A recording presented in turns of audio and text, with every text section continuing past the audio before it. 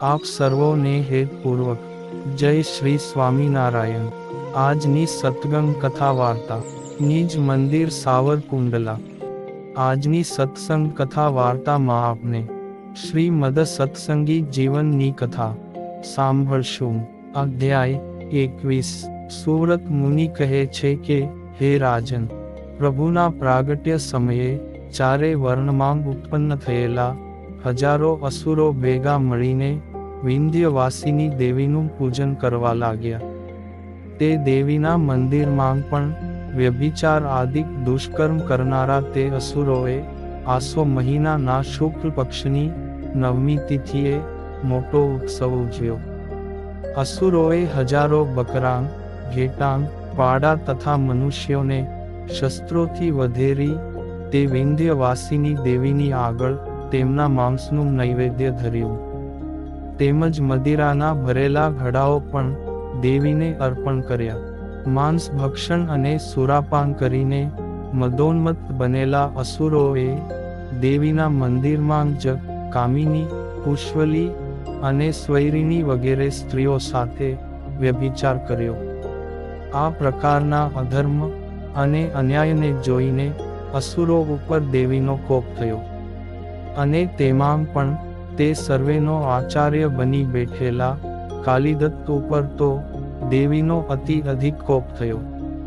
ભયંકર વેશવાળી, લાલચોળ નેત્રોવાળી ને હાથમાં ત્રિશૂલ, તલવાર ધારણ કરતી દેવીએ રાત્રે સ્વપ્નમાં આવીને કાલિદત્તને કહ્યું કે, હે દ્વિજ, તમે સર્વે અસુરો મદથી ઉન્મત્ત થઈ મર્યાદાનું ઉલ્લંઘન કરીને મારા નામે સુરા માંસનું ભક્ષણ કરો છો। તેથી હે અસુરોને છેતરનારા કાલિદત્ત, મારા મંદિરમાં પશુ હિંસા, મનુષ્ય હિંસા તથા પરસ્ત્રીનો સંગ કરનારા નિર્દય એવા તમને સર્વેને હું શાપ આપું છું કે તમારા સર્વેના વંશનો ઉચ્છેદ થાઓ, તમારા ધન, ધાન્ય વગેરે આજીવિકાનો નાશ થાઓ, અને તમે સર્વે પણ ટૂંક સમયમાં જ વિનાશ પામો। પૃથ્વી ઉપર આજ દિવસથી આરંભીને તમારી પેઠે જે કોઈ બ્રાહ્મણ, ક્ષત્રિય વગેરે સુરા અને માંસ વગેરેથી મારું પૂજન કરશે તેમના વંશનો પણ તમારી જેમ જ વિનાશ થશે, તેમજ ધન ધાન્યથી રહિત થઈ મરીને નરકને પામશે। તમારો પૂર્વનો શત્રુ શ્રી કૃષ્ણચંદ્ર કૌશલ દેશના નિવાસી વિપ્ર ધર્મદેવ થકી ભક્તિ દેવીને ત્યાં પ્રગટ થશે, અને બુદ્ધિ રૂપી શસ્ત્રથી તમારા સર્વેનો મૂળે સહિત વિનાશ કરશે। ત્યાર પછી તે શ્રી હરિ પૃથ્વી ઉપર વિચરણ કરતાં થતાં જ્યાં ત્યાં છુપાયેલા તમારા જેવા એક એકને ખોલીને નિર્મૂળ કરશે। પૃથ્વી ઉપર તમને સહાય કરનારા જે રાજાઓ હશે તેનો પણ તમારી જેમ જ વિનાશ થશે, તેમાં કોઈ સંશય નથી। વાયવ્ય દિશામાંથી રક્તમુખવાળો કોઈ રાજા આવશે, અને સર્વે રાજાઓને પોતાને વશ કરીને સમગ્ર ભૂમંડળ ઉપર શાસન કરશે। હે રાજન, આ પ્રમાણે અસુરો ઉપર કોપાયમાન થયેલી દેવી શાપ આપીને અંતર્ધાન થઈ ગઈ। તેના વચન સાંભળીને અતિશય ત્રાસ પામેલો કાલિદત્ત ડરવા લાગ્યો, અને એની ઊંઘ ઉડી ગઈ।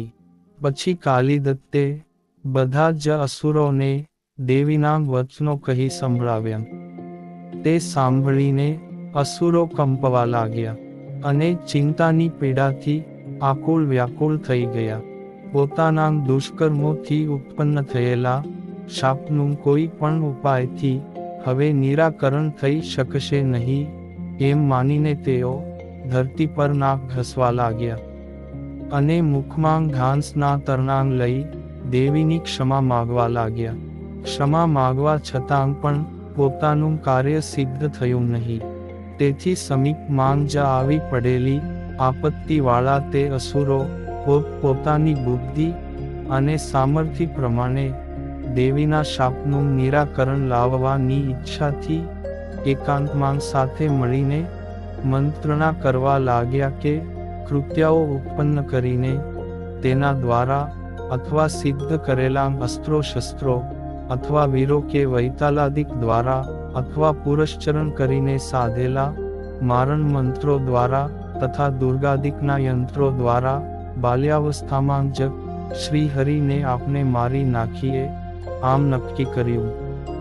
જેના મિત્રો અને જેનું બળ વૃદ્ધિ પામ્યું હોય તેવા મોટા થઈ ગયેલા શત્રુનો કોઈ પ્રતિકાર કરી શકતું નથી. માટે અત્યારથી જ પ્રયત્નયુક્ત થઈને બાલ્યાવસ્થામાં રહેલા તે શ્રી હરિને કૃત્યાદિકના ઉપાયોથી જ મારી નાખીશું. આ પ્રમાણે નિશ્ચય કરીને દ્વેષ કરનારા અને પ્રભુને મારવા માટે કૃત્યાઓને ઉત્પન્ન કરવાની ઈચ્છાવાળા અસુરો શ્રી હરિના પ્રાગટ્યની પ્રતીક્ષા કરતાં પોતાના સ્થાનકે ગયા. પૃથ્વી ઉપર પોતાના શત્રુ શ્રી હરિનું પ્રાગટ્ય અને દેવી થકી પોતાનો વિનાશ સાંભળતાની સાથે જ તેમની ધીરજ ચાલી ગઈ અને ચિંતારૂપી તાપથી પીડાવા લાગ્યા. તેમજ એક દિવસ યુગની પેઠે ભયથી પસાર કરવા લાગ્યા. આ બાજુ નિર્ભય બનેલા હરિપ્રસાદ વિપ્ર ધર્મદેવે ભાદરવા સુદ ચતુર્થીને દિવસે ગણપતિજીનું અને આસો વદ ચૌદશને દિવસે હનુમાનજીનું વિધિપૂર્વક વ્રત પૂજન કર્યું. ઇતિ શ્રીમદ સત્સંગી જીવને નારાયણ ચરિત્રે ધર્મ શાસ્ત્રે પ્રથમ પ્રકરણે અસુરોને થયેલા વિંધ્યવાસિની દેવીના શાપનું નિરૂપણ નામે 21મો અધ્યાય સંપૂર્ણ. અને હવે પછીની કથા વાર્તા આપને આગળના ભાગમાં સાંભળશું. અત્યારે આપ સર્વોને ભાવથી જય શ્રી સ્વામિનારાયણ.